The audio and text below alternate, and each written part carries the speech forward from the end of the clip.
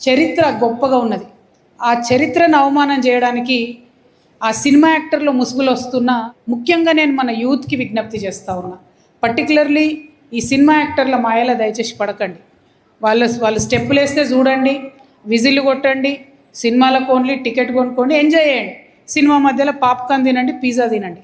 కానీ మనకు చరిత్ర గొప్పగా ఉన్నది. ఆ చరిత్రను అవమానం చేయడానికి ఆ సినిమా యాక్టర్లో ముసుగులు వస్తున్న సాంప్రదాయ శక్తులను దయచేసి గమనించండి.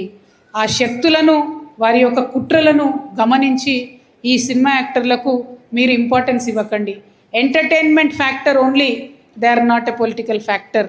ఆ విషయం మన యంగ్స్టర్స్ గుర్తుపెట్టుకుంటే వాళ్ళు ఈడ పార్టీ వచ్చి పెట్టుకున్నా, పోటీ చేసినా, తలకాయ కిందికేసి కాలు మీదకేసి తపస్సు చేసినా తెలంగాణకి ఏం కాదు. కానీ వాళ్ళు పదే పదే పదే పదే అదే చెప్పే ప్రయత్నం చేస్తున్నారు. బై డిజైన్ జరుగుతుంది ఇది. ఎందుకు ఇవాళ టీఆర్ఎస్ ఇక్కడ చర్చ పెడుతుంది? బై డిజైన్ జరుగుతుంది. ఆ డిజైన్ ఒకసారి అర్థం చేసుకుంటే దాన్ని ఛేదించడం పెద్ద పని కాదు.